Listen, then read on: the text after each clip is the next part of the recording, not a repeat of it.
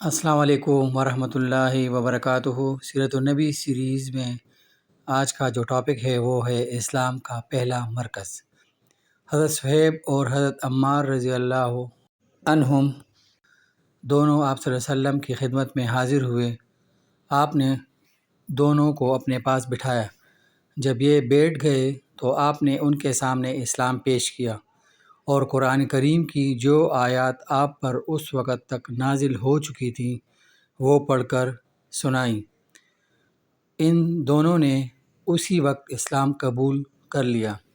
اسی روز شام تک یہ دونوں نبی کریم صلی اللہ علیہ وسلم کے پاس رہے۔ شام کو دونوں چپکے سے چلے آئے۔ حضرت عمار رضی اللہ عنہ سیدھے اپنے گھر پہنچے تو ان کے ماں باپ نے ان سے پوچھا کہ دن بھر کہاں تھے۔ انہوں نے فوراً ہی بتا دیا کہ وہ مسلمان ہو چکے ہیں۔ ساتھ ہی انہوں نے ان کے سامنے بھی اسلام پیش کیا اور اس دن انہوں نے قرآن پاک کا جو حصہ یاد کیا تھا وہ ان کے سامنے تلاوت کیا۔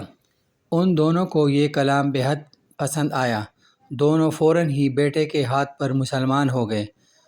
اسی بنیاد پر نبی کریم صلی اللہ علیہ وآلہ وسلم حضرت عمار بن یاسر رضی اللہ عنہ کو الطیب المطیب کہا کرتے تھے، یعنی پاک باز اور پاک کرنے والے۔ اس طرح حضرت عمران رضی اللہ عنہ اسلام لائے تو کچھ عرصے بعد ان کے والد حضرت حسین رضی اللہ عنہ بھی مسلمان ہو گئے۔ ان کے اسلام لانے کی تفصیل یوں ہے۔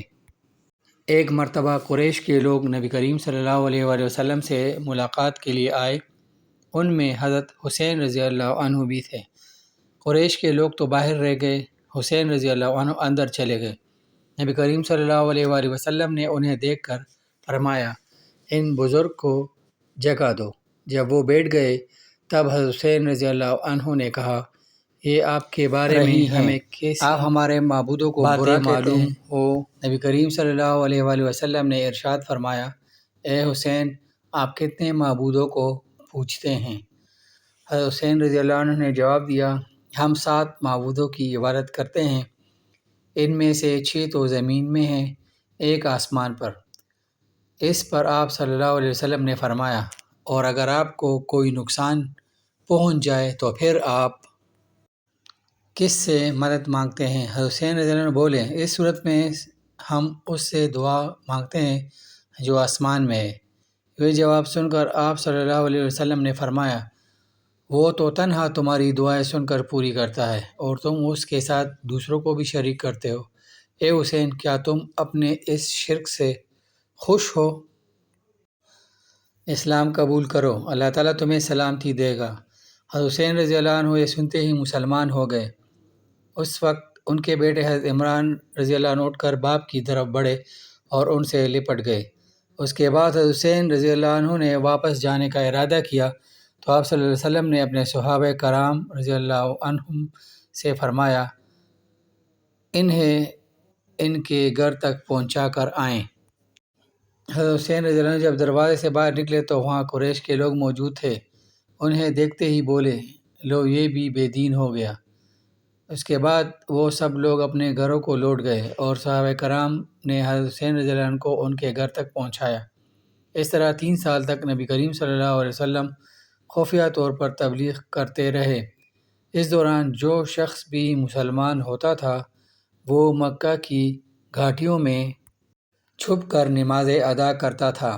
پھر ایک دن ایسا ہوا کہ حضرت سعد بن ابی وقاص رضی اللہ عنہ کچھ دوسرے صحابہ کے ساتھ مکہ کی ایک گھاٹی میں تھے کہ اچانک وہاں قریش کی ایک جماعت پہنچ گئی۔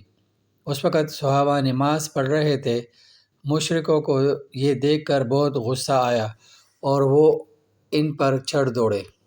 ساتھ میں برا بھلا بھی کہہ رہے تھے۔ ایسے میں حضرت سعد بن ابی وقاص رضی اللہ عنہ نے ان میں سے ایک کو پکڑ لیا اور اس کو ایک ضرب لگائی۔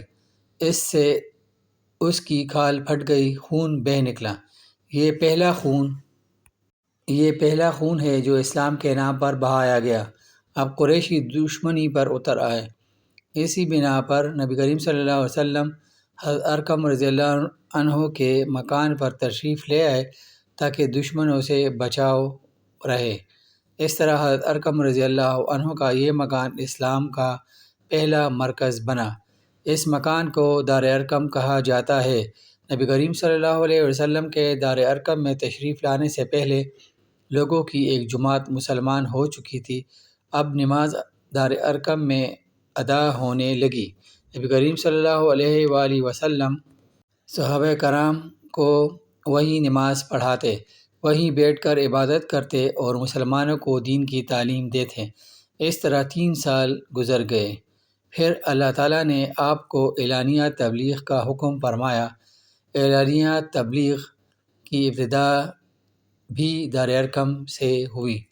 پہلے آپ یہاں خفیہ طور پر دعوت دیتے رہتے تھے، یہاں تک کہ اللہ تعالیٰ نے سورہ شعراء میں آپ کو حکم فرمایا اور آپ اپنے نزدیک کے اہل خاندان کو ڈرائیے۔ یہ حکم ملتے ہی آپ کافی پریشان ہوئے، یہاں تک کہ آپ کی پھوپھیوں نے خیال کیا کہ آپ کچھ بیمار ہیں۔ چنانچہ وہ آپ کی بیمار پرسی کے لیے آپ کے پاس آئیں۔ تب آپ نے ان سے فرمایا، میں بیمار نہیں ہوں، بلکہ مجھے اللہ تعالیٰ نے حکم دیا ہے کہ میں اپنے قریبی رشتہ داروں کو آخرت کے عذاب سے ڈراؤں۔ اس لیے میں چاہتا ہوں کہ تمام بنی عبد المطلب کو جمع کروں اور انہیں اللہ کی طرف آنے کی دعوت دوں۔ یہ سن کر آپ کی پھوپھیوں نے کہا، ضرور جمع کریں، مگر ابو لہب کو نہ بلائیے گا، کیونکہ وہ ہرگز آپ کی بات نہیں مانے گا۔ ابو لہب کا دوسرا نام عبد العزیٰ تھا۔ یہ آپ کا چچا تھا اور بہت خوبصورت تھا، مگر بہت سنگ دل اور مغرور تھا۔ دوسرے دن نبی کریم صلی اللہ علیہ وسلم نے بنی عبد المطلب کے پاس دعوت بھیجی۔ اس پر وہ سب آپ کے ہاں جمع ہو گئے۔ ان میں ابو لہب بھی تھا۔ اس نے کہا، یہ تمہارے چچا اور ان کی اولادیں جمع ہیں، تم جو کچھ کہنا چاہتے ہو کہو اور اپنی بے دینی کو چھوڑ دو۔ ساتھ ہی تم یہ بھی سمجھ لو کہ تمہاری قوم میں یعنی ہم میں اتنی طاقت نہیں ہے کہ تمہاری خاطر سارے عربوں سے دشمنی لے سکیں، لہٰذا اگر تم اپنے معاملے پر اڑے رہے تو خود تمہارے خاندان والوں ہی کا سب سے زیادہ فرض ہوگا کہ تمہیں پکڑ کر قید کر دیں، کیونکہ قریش کے تمام خاندان اور قبیلے تم پر چڑھ دوڑیں۔ اس سے تو یہی بہتر ہوگا کہ ہم ہی تمہیں قید کر دیں۔ اور میرے بھتیجے، حقیقت یہ ہے کہ تم نے جو چیز اپنے رشتہ داروں کے سامنے پیش کی ہے، اس سے بدتر چیز کسی اور شخص نے آج تک پیش نہیں کی ہوگی۔ آپ نے اس کی بات کی طرف کوئی توجہ نہیں فرمائی اور حاضرین کو اللہ کا پیغام سنایا۔ آپ نے فرمایا، اے قریش، کہو اللہ کے سوا کوئی معبود نہیں اور محمد اللہ کے رسول ہیں۔ اپنی جانوں کو جہنم کی آگ سے بچاؤ۔ یہ بھی فرمایا، وہاں صرف آپ کے رشتہ دار ہی جمع نہیں تھے، بلکہ قریش کے دوسرے قبیلے بھی موجود تھے۔ اس لیے آپ نے ان کے قبیلوں کے نام لے کر انہیں مخاطب فرمایا، یعنی آپ نے یہ الفاظ ادا فرمائے، اے بنی ہاشم، اپنی جانوں کو جہنم کے عذاب سے بچاؤ۔ اے بنی عبد الشمس، اپنی جانوں کو جہنم کی آگ سے بچاؤ۔ اے بنی عبد المناف، اے بنی زہرہ، اے کعب بن لوئی، اے بنی مرو بن کعب، اپنی جانوں کو جہنم کی آگ سے بچاؤ۔ اے صفیہ، محمد کی پھوپھی، اپنے آپ کو جہنم کی آگ سے بچاؤ۔ ایک روایت کے مطابق آپ نے یہ الفاظ بھی فرمائے، نہ میں دنیا میں تمہیں فائدہ پہنچا سکتا ہوں اور نہ آخرت میں کوئی فائدہ پہنچانے کا اختیار رکھتا ہوں، سوائے اس صورت کے کہ تم کہو لا الہ الا اللہ۔ چونکہ تمہاری مجھ سے رشتہ داری ہے، اس لیے اس کے بھروسے پر کفر اور شرک کے اندھیروں میں گم نہ رہنا۔ اس پر ابو لہب آگ بگولا ہو گیا۔ اس نے تل ملا کر کہا، تو ہلاک ہو جائے، کیا تم نے ہمیں اسی لیے جمع کیا تھا؟ پھر سب لوگ چلے گئے۔